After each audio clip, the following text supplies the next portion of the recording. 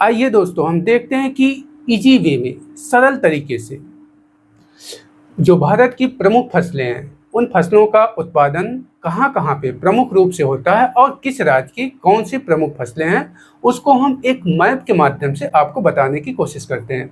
तो आप देखेंगे कि जम्मू कश्मीर में आपको केसर और सेब की खेती देखने को मिलती है।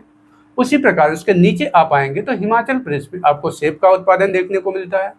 फिर आप उसके नीचे उत्तराखंड आएंगे तो आपको चावल, रागी और गेहूं का जो प्रमुख रूप से यहाँ उत्पादन देखने को मिलता है। यहाँ की जो प्रमुख फसल है वह चावल है, रागी और गेहूं। और उत्तर प्रदेश की प्रमुख फसल की बात करें तो गेहूं है, जौ है, चावल है, सरसों, आलू और गन्ना।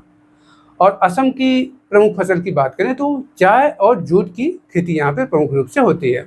और मणिपुर की बात करें तो मणिपुर में रबर, चाय और इलायची का उत्पादन किया जाता है।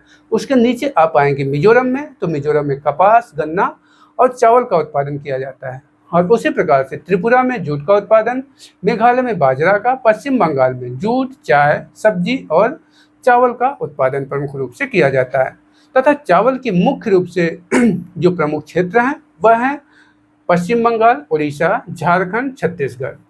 और आंध्र प्रदेश की बात करें तो आंध्र प्रदेश में हम तंबाकू, फल और मक्का का उत्पादन प्रमुख रूप से हमको देखने को मिलता है। उसी प्रकार से तमिलनाडु में मक्का, नारियल, रबर और कॉफी का उत्पादन होता है। केरल में काली मिर्च तथा रबर का उत्पादन।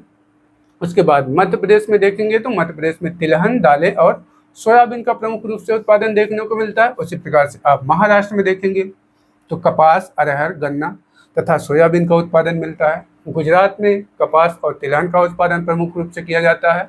और फिर राजस्थान में जौ, बाजरा और तिलहन का उत्पादन होता है। हरियाणा में गेहूं और पंजाब में गेहूं, जौ और कपास का उत्पादन देखने को मिलता है।